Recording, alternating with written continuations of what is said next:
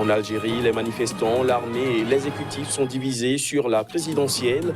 La contestation réclame le départ de l'ensemble de la classe politique, chose difficile au regard des déclarations d'un ancien ministre de l'Intérieur. Présidentielle en Guinée-Bissau, Umaro Sissoko Embalo et Nuno Nabiam ont scellé leur alliance en vue du second tour. Les deux hommes ont officialisé leur accord mardi à Dakar. Et puis au Sénégal, ils ne cachent plus leur déception après la 4e place de l'international sénégalais Sadio Mané au classement du Ballon d'Or 2019. On en parle dans cette édition.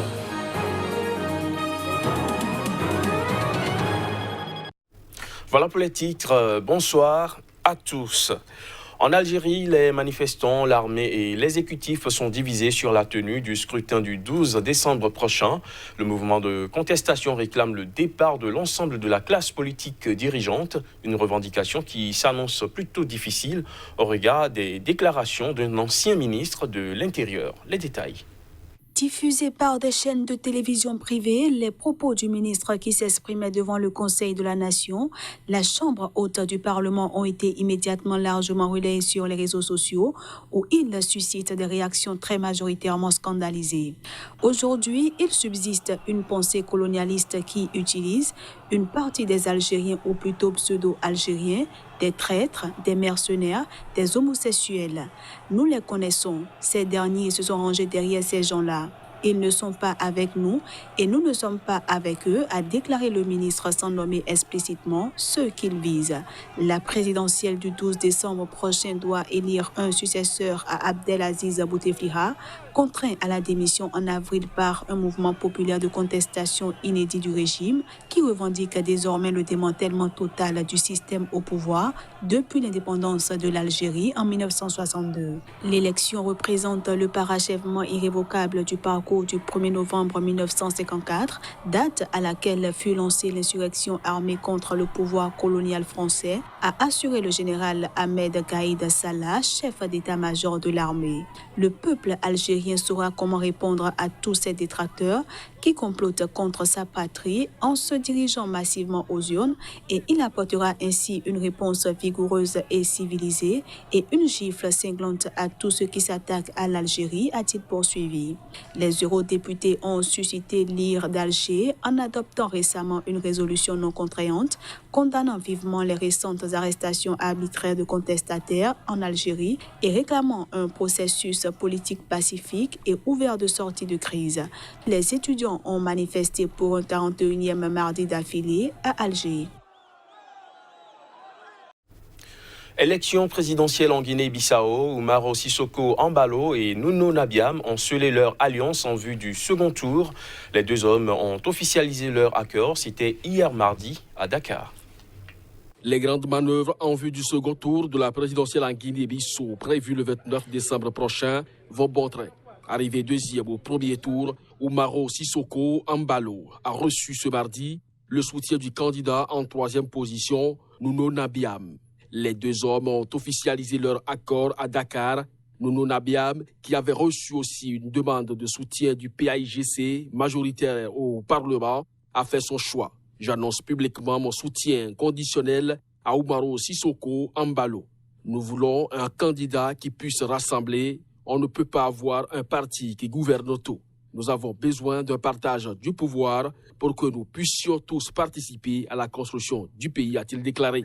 Les électeurs du parti APE de Nuno Nabiam suivront-ils leur leader pour Umaro Sissoko Embalo? En tout cas, c'est un soutien de poids. Les élections, c'est statistique, avec le soutien des numéros 3, 4 et 5, on a gagné les élections. Umaro Sissoko Embalo, qui a obtenu 27% des voix, sera opposé à Domingo Simões Pereira du parti historique PAIGC, largement en tête du premier tour avec 40%.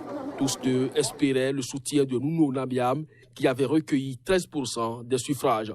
Ce sont deux anciens premiers ministres qui se retrouveront donc pour le second tour prévu le 29 décembre. La police antiterroriste marocaine a annoncé le démantèlement ce mercredi d'une cellule djihadiste soutenant le groupe État islamique. Aussi, 4 membres de cette cellule ont été arrêtés au cours d'une opération conjointe menée au Maroc et en Espagne. 3 membres de la cellule ont été arrêtés dans la région de Nador, dans le nord du Maroc, en coordination avec la police nationale espagnole, tandis que le chef du groupe a été arrêté simultanément dans la banlieue de Madrid. Selon un communiqué du Bureau central d'investigation judiciaire, la police antiterroriste marocaine. Les suspects, âgés de 24 et 39 ans, avaient adhéré à des campagnes de propagande faisant l'apologie de l'EI et organisaient des réunions pour planifier des opérations terroristes en réponse aux appels répétitifs des leaders de Daesh ciblant divers pays du monde, a ajouté le BCIG, utilisant un acronyme arabe de l'organisation ultra-radicale. L'opération a permis de saisir des équipements électroniques, téléphones portables, cagoules, livres et manuscrits à caractère extrémiste selon la même source. Longtemps épargné par les violences liées au groupe djihadiste, le Maroc a été le théâtre l'an dernier d'une attaque contre 2 touristes scandinaves décapités au nom de l'EI dans les montagnes du Haut-Atlas. Les auteurs ont été condamnés à la peine de mort non appliquée au Maroc depuis 1993. Les autorités marocaines mettent souvent en avant les moyens importants déployés pour la lutte antiterroriste et les efforts de coordination avec les différents partenaires en Europe, notamment avec le voisin espagnol. Les inquiétudes de l'Égypte sur la construction du barrage hydroélectrique sur le Nil persistent. Le pays tire la quasi-totalité de ses besoins en eau de ce fleuve. Cependant, l'Éthiopie, qui réalise ce projet pharaonique, n'entend pas l'abandonner. Les parties, pour l'instant, ont du mal à s'entendre. Des précisions à travers ces images. L'Éthiopie persiste. Le barrage qu'elle entend construire sur le Nil produira de l'électricité à partir de 2020 avant d'être complètement opérationnel à l'horizon 2022. La réalisation de ce projet divise les pays que dessert le plus long fleuve du monde.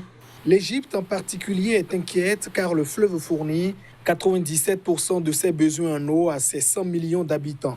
Le pays souffre d'une crise de l'eau liée notamment à la surpopulation. À cela s'ajoute le changement climatique et la pollution due aux eaux usées et aux déversements industriels. L'Égypte voit ce barrage, dont la construction s'achève bientôt, comme une menace existentielle qui pourrait gravement réduire ses ressources en eau. L'Éthiopie assure que la part égyptienne ne sera pas affectée.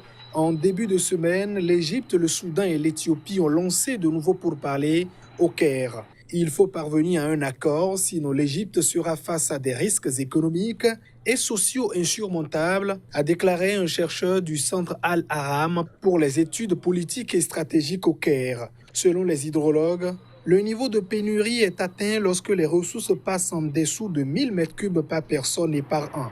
La part du pays du pharaon a atteint 570 m3 en 2018 et devrait descendre à 500 m3 d'ici 2025, selon les chiffres officiels.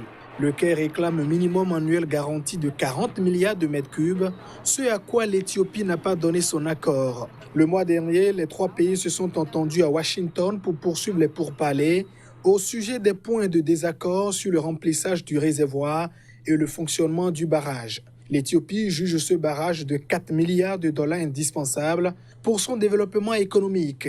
Le Soudan juge le projet bénéfique car le barrage fournirait de l'électricité et contribuerait à réguler les crues du fleuve.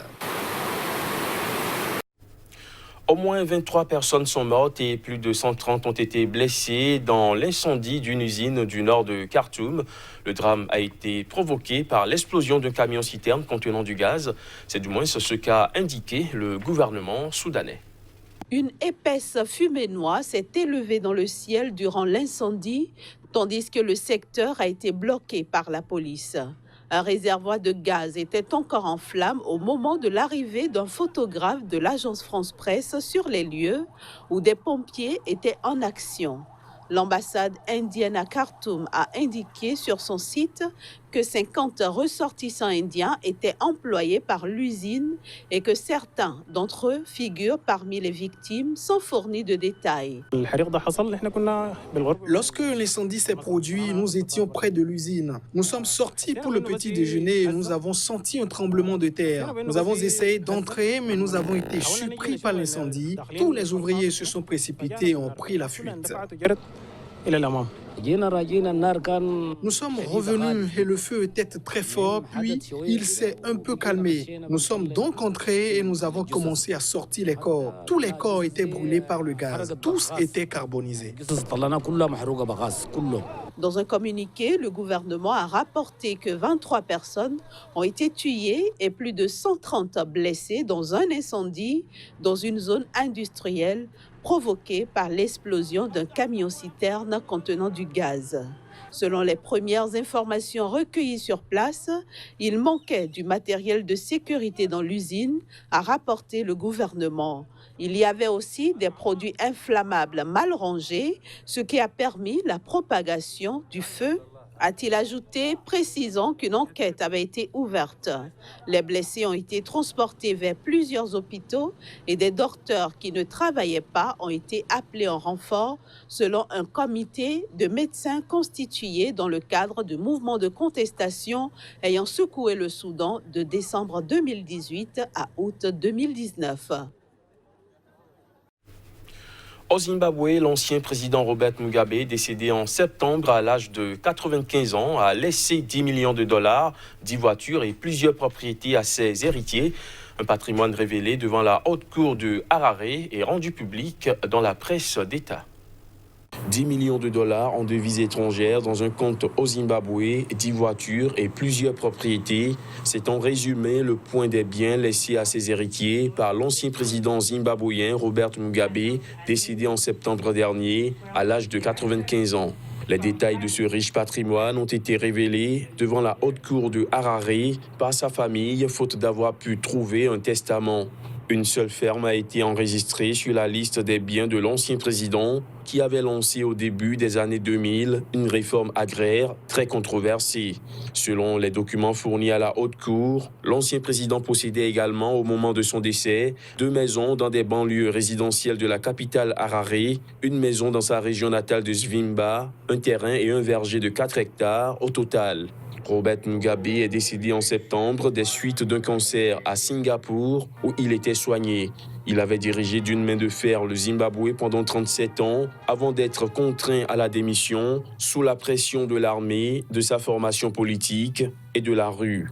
Son départ avait suscité l'espoir d'une nouvelle ère pour le Zimbabwe, mais très vite le pays a renoué avec les pénuries et l'hyperinflation. Au Sénégal, ils ne cachent pas leur déception après la 4e place de l'international sénégalais Sadio Mané au classement du Ballon d'Or 2019. L'attaquant de Liverpool a remporté la Ligue des Champions, terminé meilleur buteur de Première Ligue et atteint la finale de la Coupe d'Afrique des Nations cette année. Ses compatriotes ne comprennent donc pas ce classement. Comme le Ballon d'Or, c'est pour un joueur qui a prouvé toute l'année. Mané l'a fait. Donc pourquoi pas leur donner le Ballon d'Or? C'est anormal, quoi. C'est injuste.